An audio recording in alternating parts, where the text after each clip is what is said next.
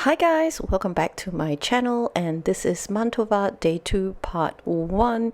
It is a lengthy video, and while I was editing I decided, hey, I think I should split this into 2 parts. So this is Part 1.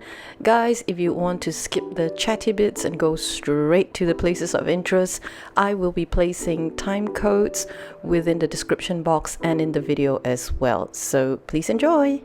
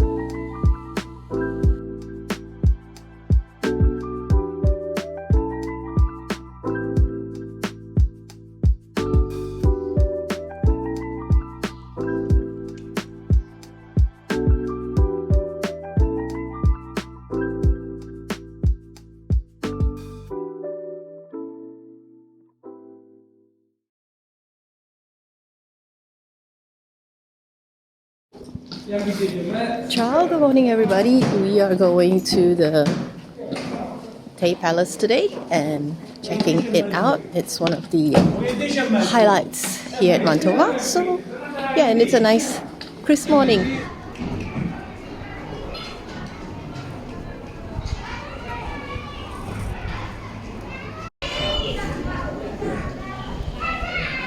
So it's a very sunny morning here at Mantova, and a lot of noise. I think a lot of kids are going to school at this hour perhaps.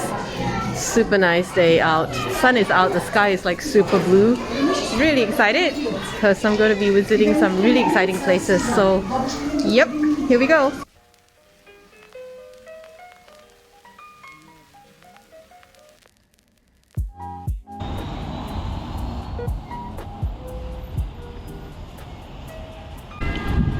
Not sure why there's this very German eagle looking like thing, but anyway, let's need to cross, and we are here. That way is Palazzo Te, which is where we're headed. The Palazzo Te is one of the most extraordinary examples of a Mannerist Renaissance villa, designed and constructed by Giulio Romano between 1525 and 1535, known as the abode of the gods. Built for Federico II Gonzaga, features include open walkways looking over vast gardens and green spaces to emulate Roman villas.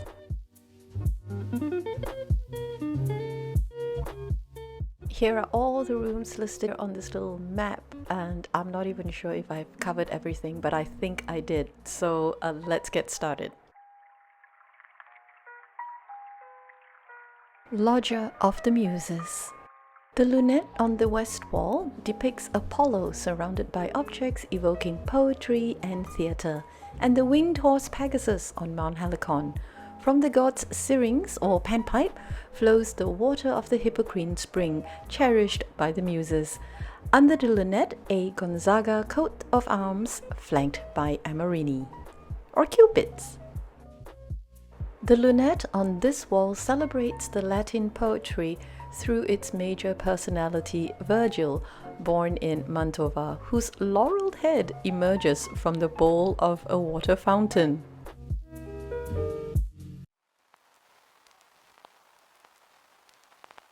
Hall of the Horses.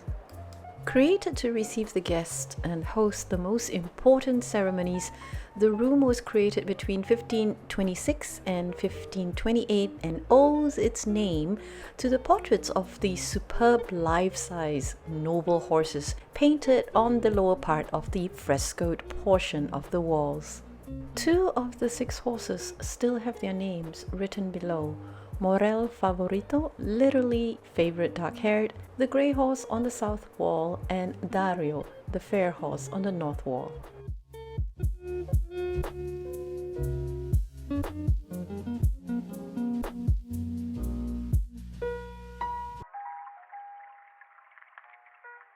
Chamber of Cupid and Psyche. The room, the most sumptuous of the palace for the richness and value of its decorations, owes its name to the story of Cupid, Amore, and Psyche, taken from Metamorphoses by Apuleius, narrated on the vault and on the lunettes. This is really a stunning sight.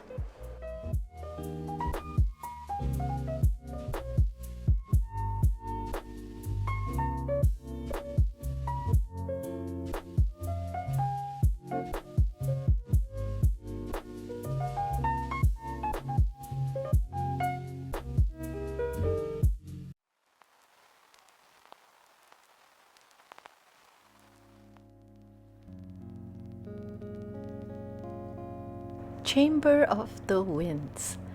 The room, which dates back to 1527 to 1528, owes its name to the masks of the personified winds in the lower part of the vault. The room is dedicated to the theme of astrology.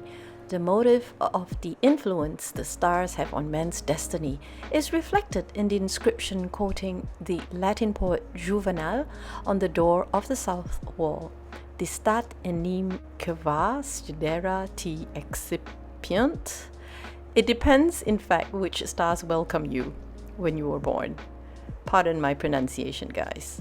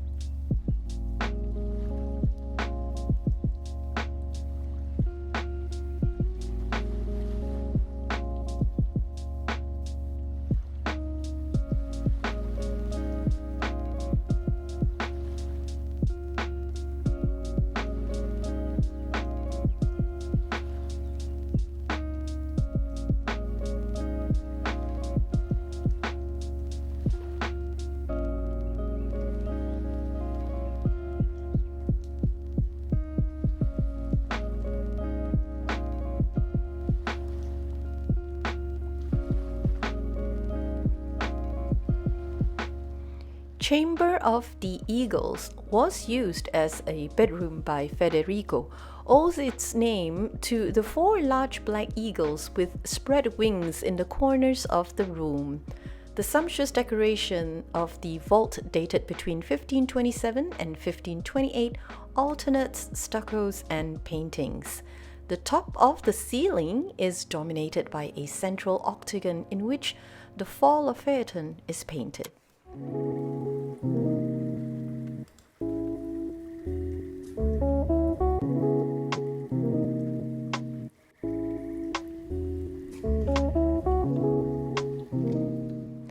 The Lodger of David. Here you can see the lunettes dedicated to the biblical hero illustrate David and Goliath on the north wall, David fighting against a lion on the west wall, the lunette on the right, and David fighting a bear, the lunette on the left. David plays the lyre on the south wall. To the same theme also refer to the fine stucco medallions around the lunettes on the short walls.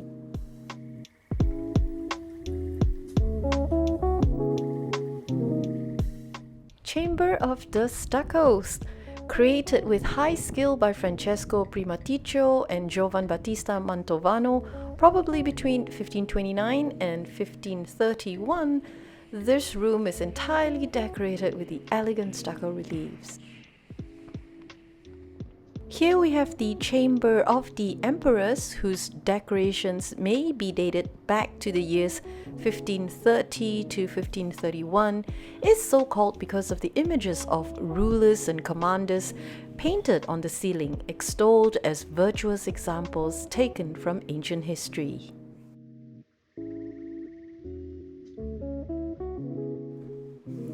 And here is the highlight. This room, finished between 1532 and 1535, tells the story of the fall of the giants, taken from the Metamorphoses by the Latin poet Ovid. The room is the most popular and spectacular of the villa, both for the dynamic and expressive power of the huge and tumultuous images, both for the bold conception of a painting that denies the limits of architectural environment in such a way that the painting has no other spatial constraints but those generated by the pictorial illusion.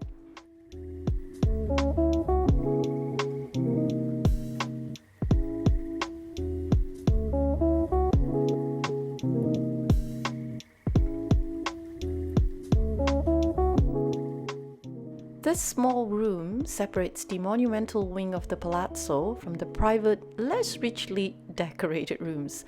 The cross vault from which the room takes its name was decorated between 1533 and 1534. This small square room has stucco frames that are by Andrea di Conti, while Luca da Faenza is responsible for the grotesques in the vault that lend their name to the room.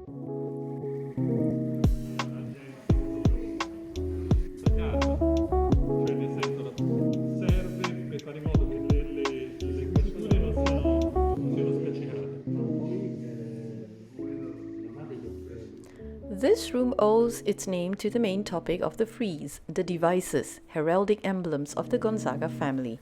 A device is a symbolic emblem made up of an image called the body and a motto called the soul, through which virtues, love, moral principles, and important personal events are enigmatically and ideally expressed. Chamber of the Sun and the Moon. This room owes its name to the fresco at the center of the vault, where the chariots of the sun and the moon are painted. Called salotto, this room was used to show guests into the more private rooms of the devices and of Ovid.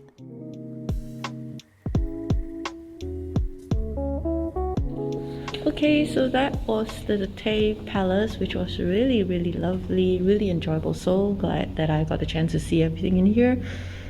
Wonderful experience. People here were super nice, except for the one lady who was watching me like a hawk in one of the rooms. I'm like, honey, I ain't gonna steal no painting. I got nowhere to put them. Besides, I'm only allowed 30 kg on the flight, so no. But the highlight of the day was definitely that sort of like very Discovery Nat Geo moment when we saw I suppose they are like curators or the historians here. They were unveiling something, and yeah, that was definitely a highlight of the day, because I've always been very fascinated by that. So I'm glad I got that experience. It's kind of hot right now, as you can see. It's already lunchtime, so I'm gonna go and probably sit in the park, have a drink, eat some snacks, and then walk home and walk home, did I just say? Walk back and then cook some lunch. Yes, it's a great day today.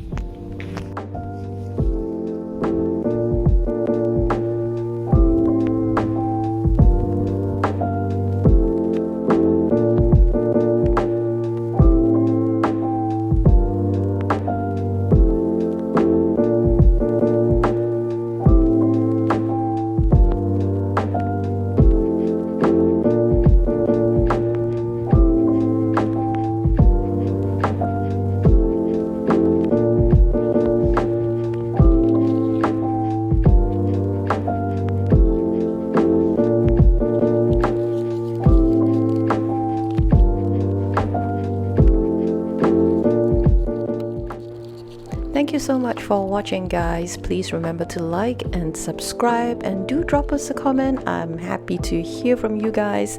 Do tell me about your travels or your plans to travel. And yeah, don't forget to come back really soon, because part 2 will be released shortly. Have a great day, guys, and take care.